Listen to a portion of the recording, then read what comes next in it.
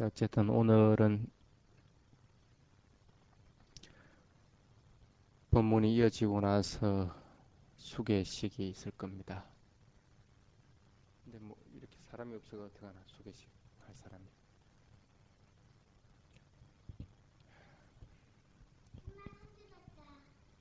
음. 자, 편하게 앉고 눈을 감고 스님 말을 잘 들어주시기 바랍니다. 옛날에 통도사에 구화 스님이라는 분이 있었습니다. 아마 여러분들도 말을 잘 들어서 알고 있을 그런 큰 스님입니다. 이 구화 스님이 어릴 때 출가를 해가지고 얼마만큼 수행을 열심히 했느냐. 동진 출가를 하니까 위에 있는 어른 스님들이 막 시켜 먹거든. 이것도 시키고 저것도 시키고 하니까 그게 굉장히 힘들다고. 그래서 이 어린 동자성인 구화스님이 뭐라고 다짐하느냐면 하도 나도 제발 좀 시켜 먹었으면 좋겠다. 그런 다짐을 합니다. 그러고 나서 이제 세월이 흘러가지고 이제 우리나라를 대표하는 아주 큰 스님이 이제 됐거든. 그러니 그때가 이제 일제시대이기 때문에 서울 같은 데 나들이를 한번 가면 심리 밖으로 스님들이 도열을 해 있었다고 합니다. 쭉 도열을 해가지고 구화 스님을 맞았거든. 얼마나 어깨에 힘이 들어갈 거라. 그 이제 어릴 때 그 소원을 결국 이제 푼 계기 되는 거라. 남을 부릴 수 있는 위치에까지 왔으니까. 그러려고 할 것 같으면 본인 스스로는 굉장한 노력을 했었습니다. 그래서 우리나라에서 근대사를 빛낸 스님 중에서 깨끗하게 잘 중답게 살아가시던 분 중에 하나에 꼽힙니다. 세속적으로 존경받는 분이 아니라 스님들 사이에서 그렇게 존경받는 분을 얘기하는 겁니다. 어쨌든 남을 이제 부리는 위치까지 올라온 이제 구화 스님이 다른 사람 보기에는 상당히 거만했을 거 아니라 일제시대 때니까 그 중에 이제 어떤 사람이 이제 일본 순사한테 연락을 해가지고 구화 스님을 죽여버려라 이랬거든. 그 이제 일본 순사가 구화 스님 앞에 가서 뭐 자기 나라도 아니니까 뭐 그냥 큰 거리에서 죽이든 말든 관계는 없는 거라. 그때까지만 해도 성녀라고 하는 계층 자체가 그렇게 존경받는 계층은 아니었습니다. 그러니 큰 길가에서 구화스님 가는 걸 갖다가 권총을 갖다가 목에다가 툭 대서 일반 스님 같으면 죽음에 대한 두려움이 있을 것 같으면 자지러지게 놀라든지 아니면 아이고 내가 잘못했다고 싹싹싹 빌었을 거라. 근데 구화스님은 당당하게 그 순서를 탁 쳐다보니까 그 눈빛이 얼마나 빛이 나는지 순사가 그 자리에서 기절을 해버렸다고 합니다. 그렇게 이제 당당하게 살아갔던 분인데 이 어르신도 이제 수행을 잘 해나가면서 처음에 원력을 했던 것이 내가 남을 부리는 위치에 한번 있어 보고 싶다는 그런 원력으로서 결국에는 우리나라에서 큰 빛을 낸 분으로서 자리를 하게 됐습니다. 여러분들도 마찬가지입니다. 이런 법회에 동참을 하든 아니면 수행을 하든 어떤 그런 자기가 원하는 원력이 없을 것 같으면 이루어지기가 참 힘이 듭니다. 내가 이번 법회 때는 스님 말씀을 귀담아 들어서 한 자도 놓치지 않고 다 듣겠다. 이번 법회 때는 내가 수행을 하는데 적어도 30분간은 명확하게 알아차려서 앉아있도록 해보겠다. 그런 마음가짐이 없으면 하기 힘들어집니다. 부처님이 앉았던 자리를 갖다 건강보자라 한 것도 그게 건강석으로 만들어졌다 해서 건강보자가 아니고 그런 강인한 마음으로서 앉아 있었다는 뜻으로서 건강보자가 되는 겁니다.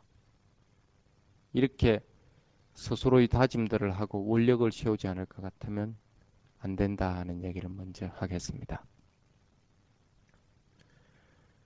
조금 있으면 이제 수계식을 하게 됩니다. 그리고 조금 전에도 3기5개를 했지만은 어떤 면에서는 그것을 듣기 싫어하는 경우들도 있을 겁니다. 나모 따사 파카와토 도저히 뭐 하는지도 모르겠고 또 무엇 때문에 하는지도 모르겠다. 그냥 우리 한국에서 일반적으로 하는 걸 갖다가 하면 될 것 같다. 뭐 하나 저렇게 해도 잘 안 돌아가는 걸 갖다가 하려고 하는가. 그런 의문이 생길 수도 있습니다. 근데 이 자리에서 분명하게 얘기할 수 있는 것은 세계 불교도 대해서 규정해 놓은 것이 3기 5개는 반드시 빨리어로 하라고 규정을 해놨습니다. 비구 개본도 빨리어로 하라 이렇게 규정을 해놨고 이 세계에는 여러 가지 종교들이 많이 있습니다. 불교도 그 중의 하나입니다. 그러한 불교도가 하나로서 통일될 수 있는 것은 뭐냐 할 것 같으면 다른 것이 아니다 하는 거예요.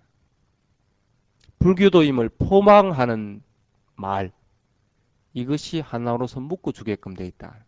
남방불교든 북방불교든 대성불교든 상자부불교든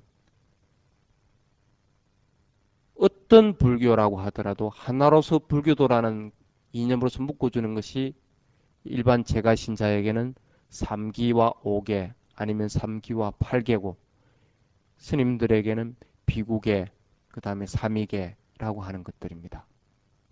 그러니 당연히 그런 것들은 부처님이 말했던 원래의 언어 빨리어로서 독송을 해야만 한다 하고 규정을 해뒀던 겁니다. 각 나라 언어로서 다 틀립니다. 그렇지만은 어느 나라를 가더라도 이 부분은 반드시 따라하게끔 되어 있습니다. 자, 그런 의미가 강하고 또한 빨리어로서 이렇게 독송을 하다 보면 은연중에 부처님이나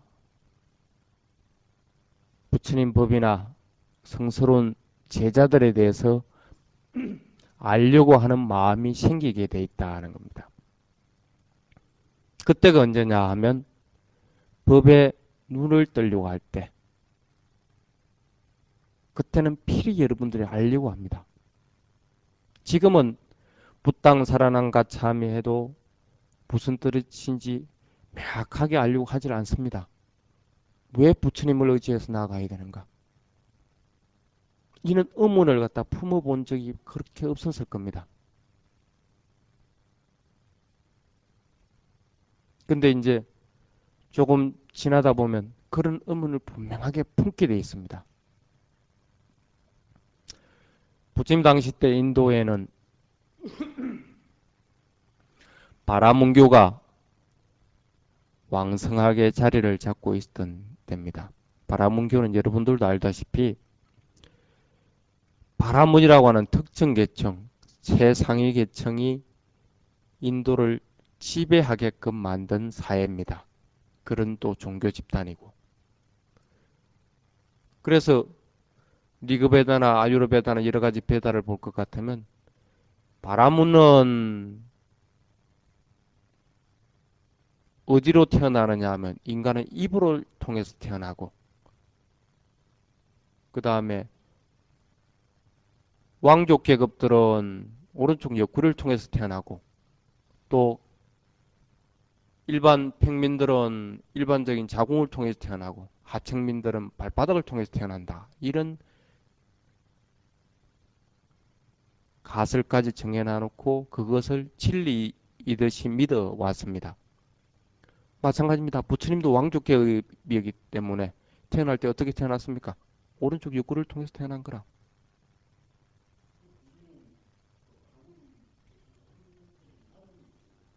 왕족계급이었죠. 왕족계급. 예, 그랬는데 그런 바라문 중에서도 특별하게 또 자기들이 잘났다는 바라문들이 있게 돼 있거든.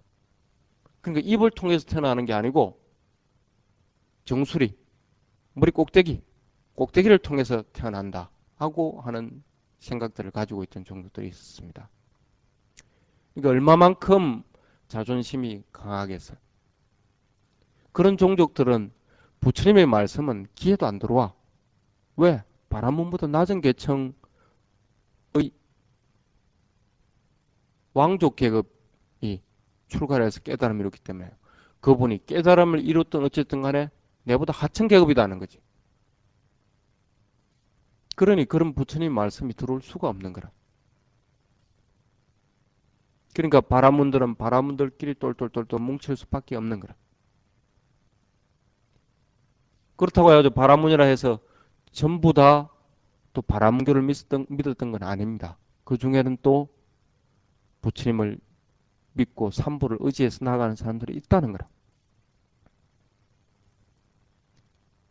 어느 지방에 이렇게 최상위 계층에 속하는 바라문 부부가 있었는데 부인은 부처님을 믿었고 남편은 바라문교를 믿고 있었거든. 그리 하더라도 부인은 스님들을 중심으로 해서 공양청을 하게 되고 또 남편은 바라문교를 중심으로 해서 공양청을 하게 되어 있습니다. 많은 사람들이 그렇게 공양청을 올리고 했지만은 딱 한 가지 문제를 제외하고는 특별하게 문제되는 것이 없다는 거라. 남편이 바라문들을 갖다가 요즘 말로 할 것 같으면 요기죠. 요기들을 갖다 초청해가지고 할 때는 지극정성으로 그 부인이 시봉을 했거든. 물도로 물 떠다 주고 밥하라는 밥하고 이렇게 다 해왔는데 또 스님들이 초청할 경우에는 남편은 슬그머니 자리를 피해버리는 거야. 사냥 나간다면서 집을 나가버려. 그렇게 해가지고 문제가 없었는 거라. 근데 딱 하나의 문제가 뭐냐 하면 부인이 시도 때도 없이 나무 타사 이러거든. 쉽게 말하면 그분 존귀하신 분, 완전한 깨달음을 이루신 분을 의지하여 나가겠습니다. 그걸 한숨 섞인 소리를 할 것 같으면 어떻게 됩니까? 아이고 부처님 고맙습니다 하는 그런 소리라. 우리들도 가끔씩 그럽니다. 한숨이 놓을 때나 아니면 급할 때든지 아니면 마음을 모으려고 할 때 어떻게 합니까? 아이고 부처님 하기도 하고 간센보살 이러기도 하고 그런단 말입니다. 그런 종교도 없는 사람들은 어떻게 합니까? 엄마야 이런다고. 그게 이제 일상과 우리는 돼 있다는 거라. 그 부인도 꼭 마찬가지인 거라. 어떤 때든 마음을 강하게 집중할 때든 위급한 상황이든 나못다사 하는 게 그 부인의 일과인 거라. 그러니까 남편 입장에서는 이게 불만인 거라. 다른 건 다 좋은데 그것이 하나 불만인 거라. 왜 불만인가 하면 바라문들을 초청했을 때 바라문 시봉하면서도 아이고 부처님 고맙습니다. 아이고 부처님 이래 버리면 어떻게 돼? 이 낭패는 아는 거라. 이 바라문들 그 요기들은 또 굉장히 그 자존심이 강한 종족 사람들인데 그 사람들은 자존심이 강해가지고 공양청을 받으러 갔을 때는 일반 물로서 밥을 한 것들은 먹질 않습니다. 우유로 가지고 쌀을 씻어가지고 우유로 가지고 밥을 해야만이 그걸 먹습니다. 또 그 사람들은 부모 때부터 내려오던 것들을 변함없이 지키려고 하는 거라. 그러니까 스님들 같이 머리 싹둑 깎질 않고 막 길러가지고 우리 상투 털듯이 이렇게 돌돌돌 털거든. 죽을 때까지 그걸 안 잘라. 수윤도 마찬가지고. 그리고 옷가지도 마찬가지라. 성녀된다 해가지고 이렇게 가사라고 하는 단일색을 갖다 입는 것이 아니고 가지각색이라. 자기 고요하게 내려오던 복식들을 그대로 고집을 하고 내려오거든. 밥 먹을 때도 바리떼나 이런 걸 가지고 먹는 것이 아니고 손을 가지고 손바닥에 받아가지고 이렇게 먹거든. 손바닥에 딱 받아가지고 바로 입어버렸고. 그만큼 자존심이 강한 종족인데 그 공양청 받아가지고 아이고 부처님 이러니 얼마나 그 기분이 안 좋겠어. 그래서 부인을 불러놔놓고 남편이 하루는 그럽니다. 제발 부탁인데 부처님 우리 부처님 그 소리 좀 하지 마십시오. 부인이 그런 거야. 내 다른 것은 다 내가 양보를 할 수 있어도 그것은 내가 양보를 못합니다. 그건 내가 하고 싶어서 하는 것도 아니고 내 저절로 나와지는 그 소리를 갖다 내가 어쩌란 말이라. 당신이 바라문기를 믿으라고 하면 바라문기를 내가 믿겠다는 거라. 바라문 교리를 갖다 외우라 할 것 같으면 그것도 외우겠다는 거라. 그렇지만은 내 마음속에 있는 것까지는 당신이 어쩌지 못하지 않느냐. 마음속에 있는 걸 갑작스럽게 튀어나오는 걸 갖다 그걸 내보고 어쩌라는 얘기라. 그러니까 그것만은 못하겠다. 부인이 완강하게 얘기하거든. 남편이 화가 나니까 칼을 들어가지고 부인을 치려고 그럽니다. 그 소리 한 번 더 하면 내가 때려 죽여버리겠다. 부인이 나를 죽이려면 죽이시오. 그렇지만 그것만은 안 됩니다. 그랬거든.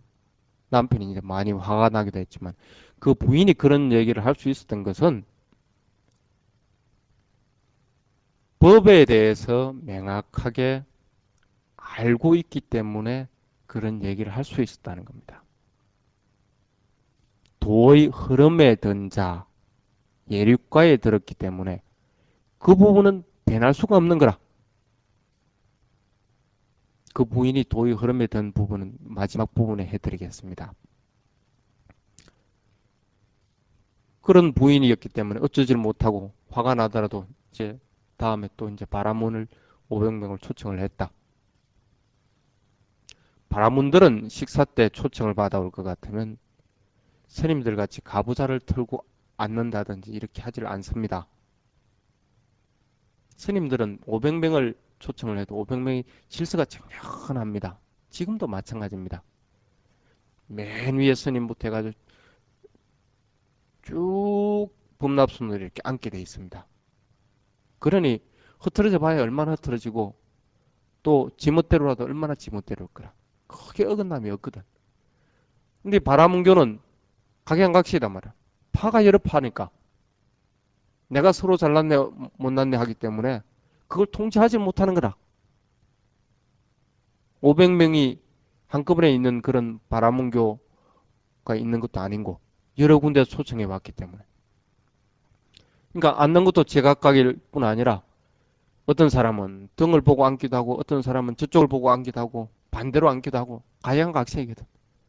그런데다가 그 사람들은 바리떼라고 하는 것들을 사용하지 않기 때문에 땅바닥에서 밥을 먹어야 돼. 그러니까 자연스럽게 몸이 구부러지고 펴지기도 하고 각양각색이 될 수밖에 없는 거라. 바리떼에 먹을 것 같으면 구부릴 이유가 없는 거라. 바리떼가 요만큼 올라와 있는데 그러니 그냥 이렇게 떠먹으면 되는 거라. 스님들은. 근데 바라문기는 그게 안 되거든. 그러니 시봉하는 사람들은 굉장히 힘이 드는 거라. 그렇게 바라문들이 먹으려고 하다 보면 어떤 사람들은 다리를 펴고 먹기도 아끼고 내 것이 그냥 모두 하나 놓고 이렇게 먹기도 할 거고 각양각색일 거 아니야. 그걸 피해가지고 떨어진 음식들을 갖다가 자꾸 갖다 날라야 되니까 그게 보통 일이 아니거든. 이 부인도 마찬가지인 거라. 음식을 나르다가 뒤에서 한 요기가 발을 내밀다가 이 부인 발에 걸려가지고 이 부인이 넘어져 버렸거든. 그래도 이 부인은 지극정성으로 시봉을 하겠다는 생각으로서 자기는 넘어지더라도 음식은 안 흐르도록 잘 받친 거라. 받쳤지만은 어쨌든 그 부인이 넘어지는 거에 어쩌지를 못하는 거거든. 중심이 흐트러졌으니까. 그 음식은 안 흘렀지만 입에서는 아이고 부처님 막 이 소리가 나와버린 거라. 그러니까 이 요기들이 혼비박산이 되는 거야. 밥을 먹다가 그만 밥맛이 뚝 떨어져 버리는 거야. 그래가지고 욕을 해대면서 그 집을 떠납니다. 떠나면서 다시는 이 집에 축복이 있어서는 안 된다 하면서 재앙을 내리는 개송을 하고 떠나버리거든. 공양 잘 먹고. 그러니까 이 남편이 얼마나 화가 났겠어. 씩씩거리면서 이제 부처님한테 찾아가는. 그렇다고 부인을 때려 죽일 수도 없는 거고. 그 부인이 지극정성으로 믿는 부처님한테 가가지고 이 사실을 일러 바쳐가지고 부인하고 내가 이혼을 하든지 아니면 그 부처님 말을 듣고 부처님 말을 듣고 부인을 때려 죽여버리든지 둘 중에 하나의 결단을 내리겠다. 그래가지고 이제 부처님한테 가거든. 그래서 부처님한테 물어봅니다.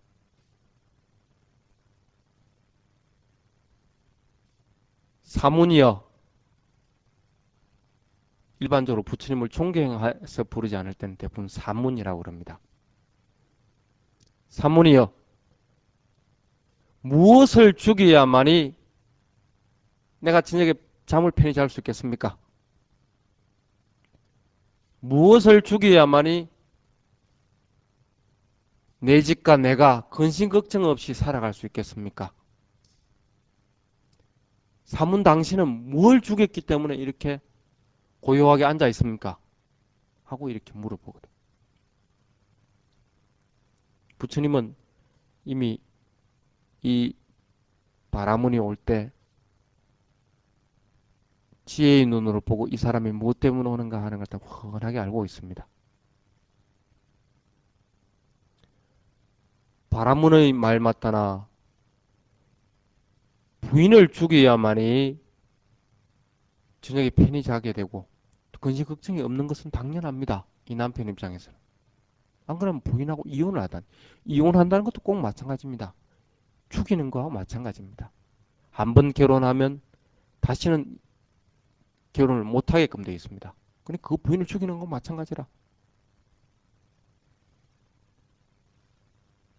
그렇다고 부인하고 이혼하지 말고 그냥 사시오. 그러면 죽이지 마라 하는 얘기하고 마찬가지라. 아무것도 죽이지 마라 할 것 같으면 밤에 잠 못 자고 밤에 또 일상생활에서 근심 걱정하게 돼 있는데 어떻게 그러면 잠을 잘 자게 할 수 있고 근심 걱정 안 하게 할 수 있느냐는 거라. 부처님 입장에서는 죽이라 소리도 못 하는 거고 죽이지 마라 소리도 못 하는 거라. 뭐라고 대답할 거라. 이걸 노리고 이제 이 바라문이 부처님한테 얘기를 한 거라. 그때 이제 부처님 얘기합니다. 원한심을 죽여야만이 밤에 편히 자고 원한심을 죽여야만이 근심 걱정이 없느니라. 나는 이러한 화내는 마음을 죽여버렸기 때문에 평온하고 고요하니라 하고 얘기를 하거든. 그 바람문 입장에서는 기가 찬 일인 거라. 이 둘 중에 하나가 답이 나오게끔 돼 있었는데 죽이라든지 죽이지 말라든지 둘 중에 하나 답이 나오게끔 돼 있는데 둘 답하고는 엉뚱한 방향으로 얘기를 하거든 부처님이. 근데 곰곰이 생각해보면 그 말이 맞는 얘기거든. 아무리 부인이 죽을 죄를 지었든 아니든 간에 화를 내는 건 자기거든. 증오심을 품는 건 자기고.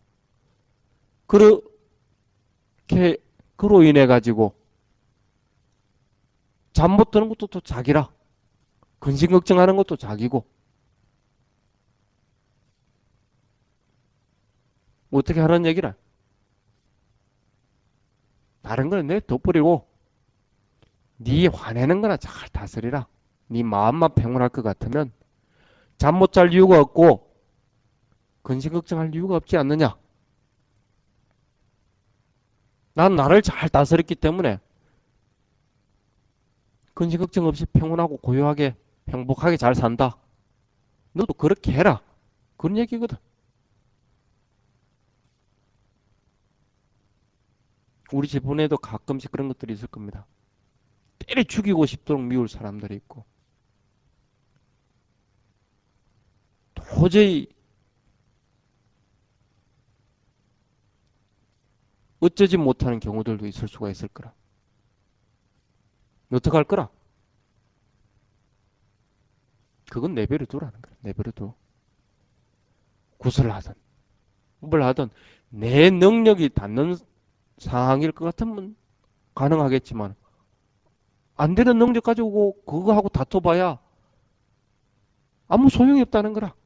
그건 냅두라는 거라. 냅두고 네 것만 잘 챙겨라. 그로 인해 가지고 내가 화가 일어나 가지고 근심 걱정하고 잠 못 들 이유가 없도록 만들어라는 거라.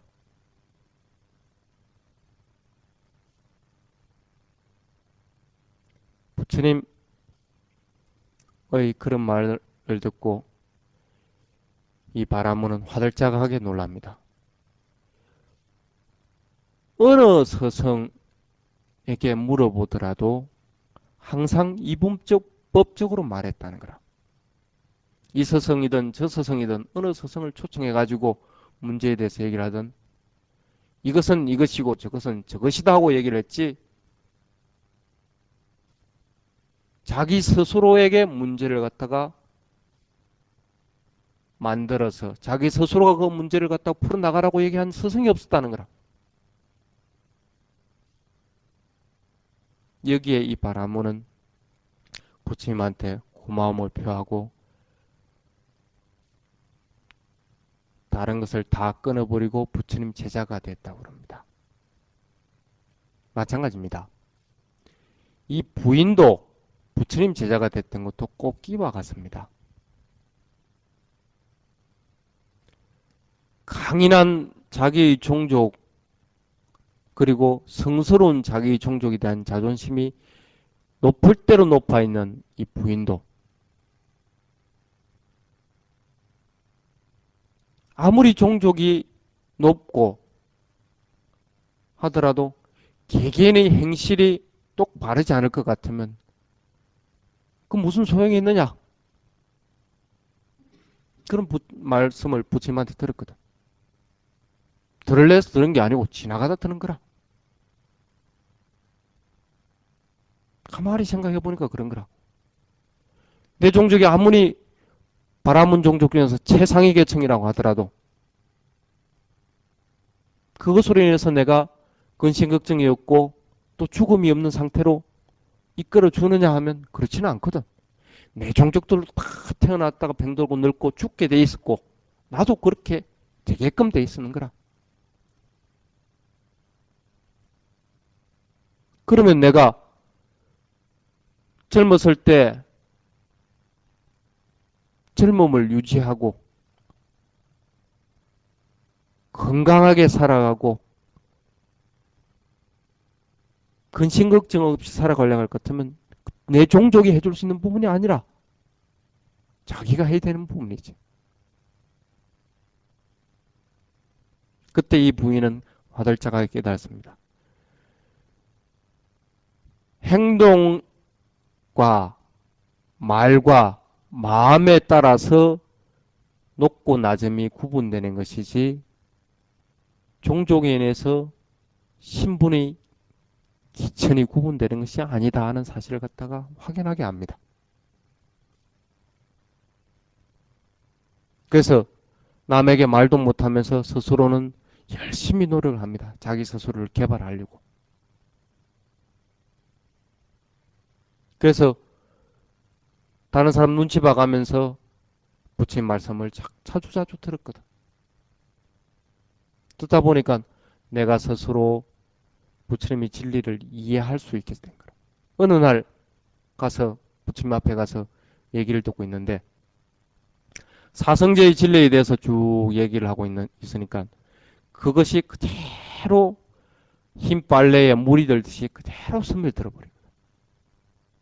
확연하게 그 소리가 들리는 거라. 그 소리에 마음을 집중하다 보니까 아하 이것이었구나. 모든 세계라고 하는 것은 조건에 인해서 생겨났다가 조건 따라 사라지게끔 되어 있다. 모든 조건은 그 원인이 있는 것이고 원인이 있는 조건들은 반드시 조건 따라서 결과를 만들게 돼 있다. 그 결과를 따라가는 길이 반드시 있게끔 돼 있구나. 이 세상이 만들어졌으면 유지가 되고 파괴되고 없어지고 이런 과정을 겪듯이 모든 진리 자체도 그러한 것이구나. 이 몸도 마찬가지 태어났으면 늙고 병들고 죽음의 과정을 맞이해야 되는 것이고 모든 사물들 어떤 것이라도 이와 과정을 겪을 수밖에 없구나 하는 사실을 사성제의 진리를 통해서 확연하게 알게 됩니다. 이때 법의 눈을 갖게 된다고 합니다. 법의 눈을 갖게 됐으니까 어떻게 됩니까? 다시는 곁눈질을 하지 않게 되는 거라. 내가 바르게 이 길로서 깨달음에 이룰 수 있겠구나 하는 확신을 가지게 되거든. 이러한 상태를 갖다가 도의 흐름에 든 자라고 합니다. 그래서 결국 이 부인으로 인해 가지고 이 종족 자체가 부처님에게 의지하게끔 됩니다. 한 사람 개인의 힘으로서 그 일반적으로 높고 높은 바라문 최상계층에 있는 종족이 부처님의 제자가 됩니다. 지금도 경전에 보면 바라문 종족, 그 다음에 왕족 계급, 그 다음에 평민 계급, 하층민 계급 이런 많은 계층들이 오직 유일하게 출가자의 길을 걸어가고 있었습니다. 신분에 관계없이. 다른 어느 종교에서도 그렇게 하질 못했거든. 자이나교도든 어떤 교도든 육사외도라고 하는 육사외도든 다 바라문 계급들만 공부를 하게끔 돼 있었는 거라.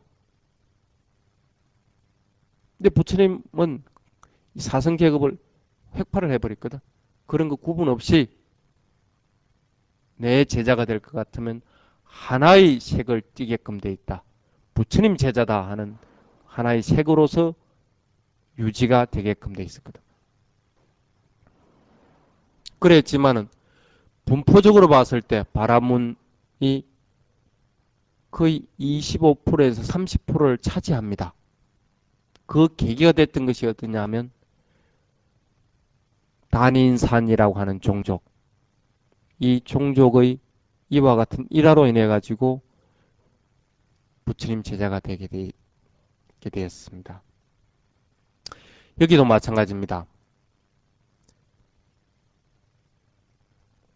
하나의 목표가 정해질 것 같으면 그 목표에 맞게끔 따라가야 됩니다. 부처님의 진리를 따라서 내가 바른 행을 해나가겠다. 그럼 바른 행을 해나가도록 꾸준히 노력을 해야 됩니다. 부처님의 진리를 따라서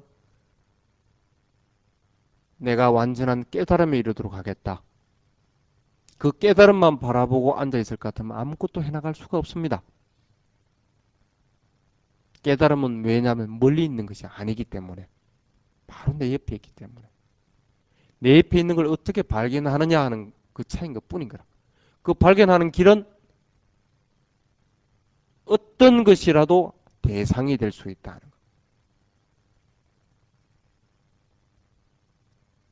내 옆에 있는 사람이든 말이든 아니면 내가 걸어가는 것이든 행동하는 것이든 어떤 것이든 대상이 될 수가 있다는 거예요. 그 대상에다가 최선을 다할 것 같으면 그 길은 반드시 열리게끔 돼 있고 그 길을 따라가게끔 돼 있다는 거예요. 단인산이가 부처님의 말씀을 듣고 도의 흐름에 든 자가 됐던 걸도 그와 같이 아주 단순한 겁니다. 부처님 말씀 그냥 그대로 들으려고 하는 것. 그것밖에 없었어. 어디 부처님 말씀을 많이 들었었는가? 아니면 수행을 해봤는가? 그런 거 전혀 없었다는 거라.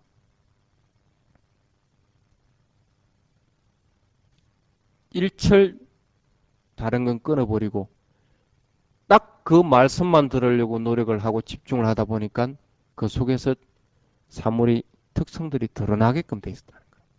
여러분들도 마찬가지입니다. 많이 배우고 먼저 와 있다 해가지고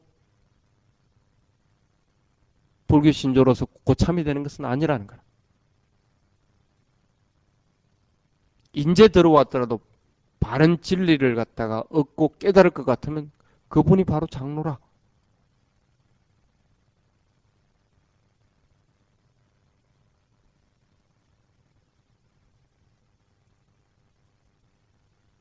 마찬가지로 자꾸자꾸 주변에 있는 것들을 내가 수행의 대상으로 삼을 수 있도록 스스로 노력들을 해야 됩니다. 자, 오늘은 바르게 도의 길에 이르는 것은 멀리 있는 것이 아니다 하는 것을 가지고 얘기를 했습니다. 반드시 하나하나가 주의 집중하면서 알아차려 나가려고 할 때 여러분들에게 그런 길들은 열릴 겁니다. 신발이 몇 개 있는지 알고 있는 사람 있습니까?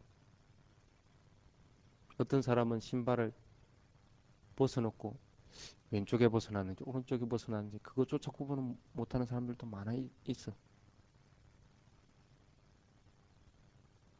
그 하나 벗을 때 마음 집중할 것 같으면 그게 바로 부처님 진리에 나아가는 길이라.